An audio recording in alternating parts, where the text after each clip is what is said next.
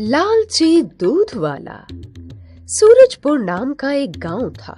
वहां लाला राम नाम का एक दूध वाला रहता था। उसकी पत्नी बहुत लालची थी। वो उससे हमेशा कीमती गहने व महंगी वस्तुओं की मांग किया करती थी, मगर लाला राम उसकी मांगों को पूरा नहीं कर पाता था, क्योंकि वो दूध बेचकर बहुत कम पैसे ही जुटा पाता था।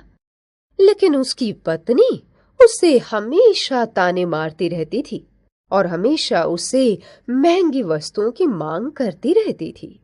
एक दिन, अजी सुनो, एक काम करो, इस 10 लीटर दूध में 4 लीटर पानी मिला दो, जिससे हम अधिक मुनाफा कमा सकें और हम जल्दी ही अमीर बन जाएं। फिर मैं महंगे कपड़े और गहने खरीद सकूं। नहीं नहीं, मैं ऐसा नहीं करूंगा। पत्नी गुस्से में, छोड़ो, तुम रहने ही दो। तुम कभी अमीर इंसान नहीं बन सकते और ना ही मेरी ख्वाहिशों को पूरा कर सकते हो। हाँ। रोज रोज अपनी पत्नी के ताने सुन सुन कर लाला राम परेशान हो चुका था। फिर एक दिन वो पास के गांव में दूध बेचने जा रहा था। तभी रास्ते में एक नदी आई। लाला राम वहां रुककर कुछ देर आराम करने लगा और सोचने लगा कि वो अपनी पत्नी की ख्वाहिशें कैसे पूरी कर पाएगा। वो बहुत उदास था, क्योंकि उसकी बीवी उसे रोज रोज ताने मारती थी। तभी परेशान होकर उसने सोचा, आज दूध में थोड़ा सा पानी मिला लेता हूँ। इससे मुझे जो मुनाफा होगा उससे कुछ कपड़े और महंगी वस्तुएं घर ले जाऊंगा।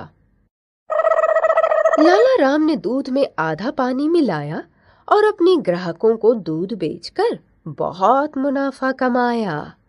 लाला राम बहुत खुश था। हाँ, आज बहुत पैसे कमा लिए, अब घर चलता हूँ। वापस लौटते समय लाला राम ने अपनी पत्नी के लिए कुछ मिठाइयाँ और कपड़े खरीदे और घर की तरफ चल दिया। लाला राम जब घर पहुंचा तो उसने सारा सामान अपनी पत्नी को दिया। उसकी पत्नी वह सारा सामान देखकर बहुत खुश हो गई, परंतु उसका लालच अभी खत्म नहीं हुआ। वह और ज्यादा महंगे कपड़ों की मांग करने लगी। दूध वाला बहुत दुविधा में पड़ गया और फिर वह फिर से उदास हो गया था और सोचने लगा, अब मैं ऐसा क्या काम करूं जिससे मेरी बीवी खुश हो जाए। फिर उसने सोचा, कल दूध में और ज्यादा पानी मिला दूंगा, जिससे मुझे और ज्यादा मुनाफा होगा। फिर एक दिन वो पास के गांव में दूध बेचने जा रहा था। आज दूध में थोड़ा सा पानी मिला लेता हूँ।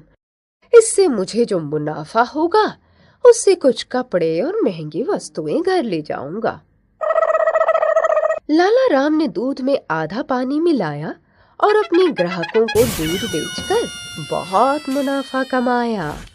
लाला राम बहुत खुश था। हाँ, आज बहुत पैसे कमा लिए, अब घर चलता हूँ।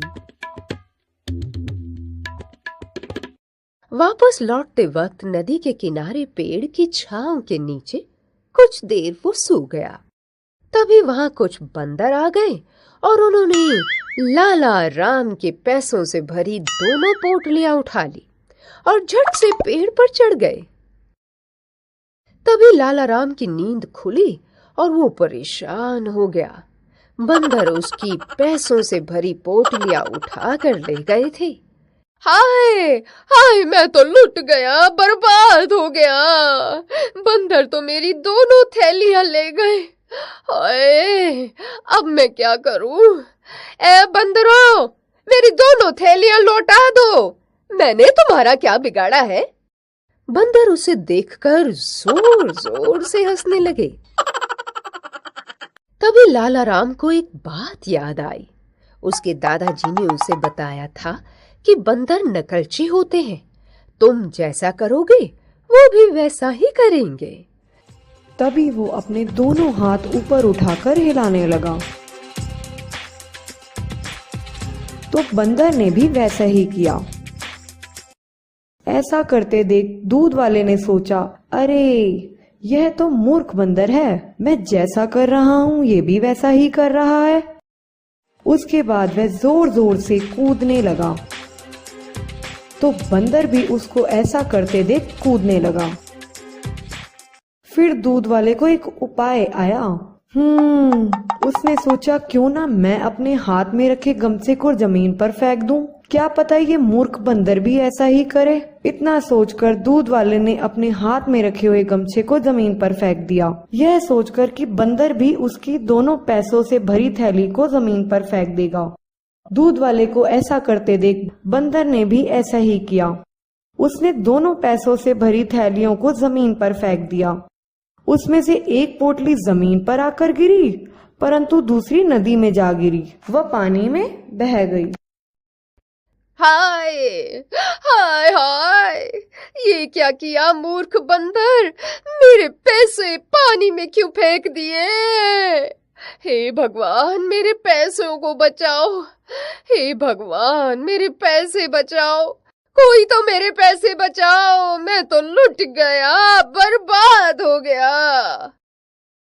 तभी वहां भगवान हनुमान प्रकट हुए और लाला राम से बोले, हे मनुष्य, व्यर्थ में विलाप क्यों कर रहे हो। तुमने जितना पैसा अपनी मेहनत से कमाया था वो अब भी तुम्हारे पास है। छल कपट से कमाया हुआ पैसे का अंजाम यही होता है, वो तुम्हारे पास अधिक समय तक नहीं रहता है। लाला राम, हे भगवान मुझे क्षमा कर दो, मैं पानी में दूध मेरा मतलब दूध में पानी नहीं मिलाना चाहता था। वो तो मेरी बीवी ने मुझे ज्यादा पैसे कमाने के लिए मजबूर किया, तभी मैंने ये अपराध किया। भगवान, जितना तुम ईमानदारी से कमाते हो उन्हीं पैसों में तुम्हारी पत्नी को खुश रहना होगा, नहीं तो अवश्य ही एक ना एक दिन तुम्हारा विनाश तय है। मुझसे भूल हो गई भगवान, मुझे क्षमा कर दीजिए, मैं आगे से ऐसा कोई भी काम नहीं करूंगा। तभी भगवान ने प्रसन्न होकर लाला राम को कहा, मैं तुमसे प्रसन्न हूँ, तुम मुझसे वरदान में कोई भी महंगी वस्तु मांग सकते हो, मांगो, तुम्हें क्या चाहिए। लाला राम, नहीं भगवान, नहीं भगवान, मुझे कुछ नहीं चाहिए, मैं और ज्यादा मेहनत करके पैसे कमाऊंगा और उन पैसों से ही अपनी पत्नी को कोई उपहार दूंगा, तब मेरी पत्नी को भी मुझ पर गर्व होगा और मुझे विश्वास है वो मुझ पे भरोसा जरूर करेगी। यह सोचकर दूध वाला अपने घर की ओर चल देता है। जैसे ही लाला राम घर पहुंचता है, उसकी बीवी बहुत उत्सुकता से उसकी ओर आती है, यह सोचकर कि आज उसका पति उसके लिए बहुत सारे उपहार लाया होगा। परंतु लाला राम को खाली हाथ देखकर वह बहुत ज्यादा नाराज हो जाती है, उस पर चिल्लाना शुरू कर देती है।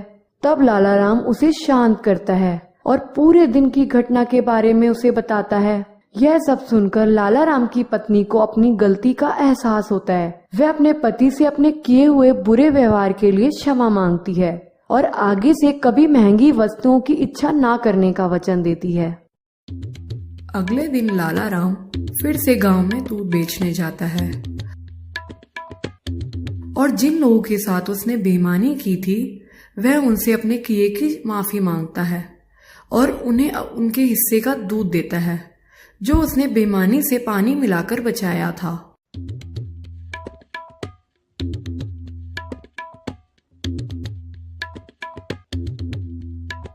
फिर वह उन बंदरों के पास भी जाता है और उन्हें धन्यवाद देता है क्योंकि उन बंदरों ने ही उसे सही रास्ता दिखाया था।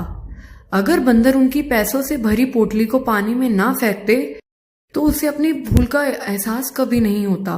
फिर वह अपने घर खुशी खुशी वापस लौट जाता है। ईमानदारी अमूल्य धन है, जिसके पास ईमानदारी है वही व्यक्ति दुनिया का सबसे ज्यादा अमीर इंसान है।